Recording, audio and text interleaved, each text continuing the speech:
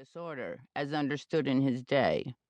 The solipsism of infancy, the sexual hysterias of adolescence and entry-level adulthood, the paranoia of middle age, the dementia of late life, all working up to death, which at last turns out to be sanity.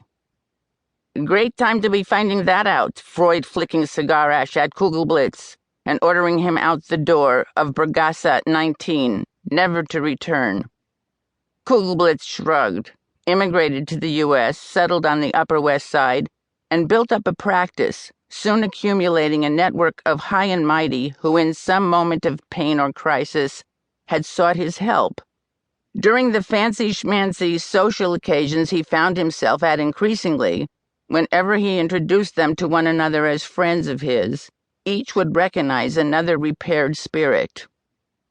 Whatever Kugelblitzian analysis was doing for their brains, some of these patients were getting through the depression nicely enough to kick in startup money after a while to found the school, and to do Kugelblitz in on the profits, plus creation of a curriculum in which each grade level would be regarded as a different kind of mental condition and managed accordingly.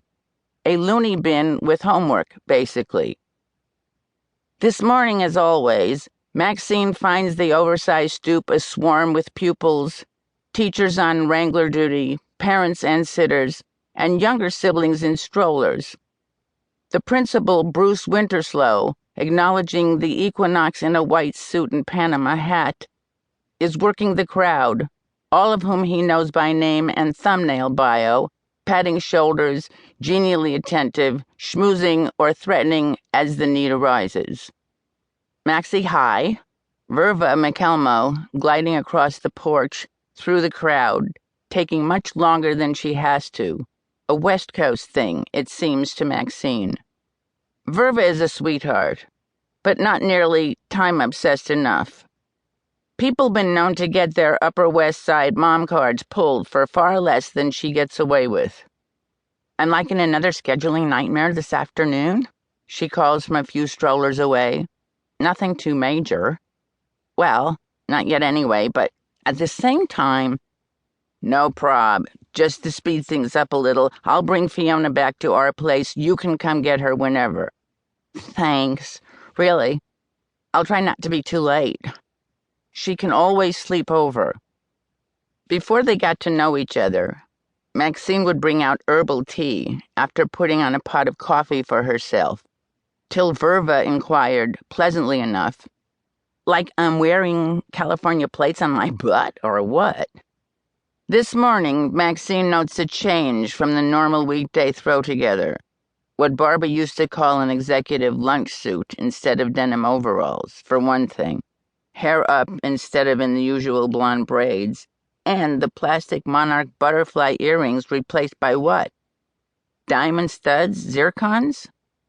Some appointment later in the day? Business matters, no doubt? Job hunting? Maybe another financing expedition? Verva has a degree from Pomona, but no day job. She and Justin are transplants. Silicon Valley to Silicon Alley.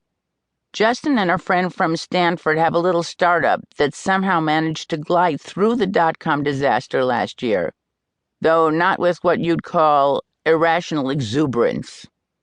So far, they've been coming up okay with the tuition at Kugelblitz, not to mention rent for the basement and parlor floors of a brownstone off Riverside, which the first time Maxine saw, she had a real estate envy attack. Magnificent residence, she pretended to quell. Maybe I'm in the wrong business. Talk to Bill Gates here. Verva nonchalant. I'm just hanging out, waiting for my stock options to vest. Right, honey? California sunshine, snorkel deep waters, most of the time anyway.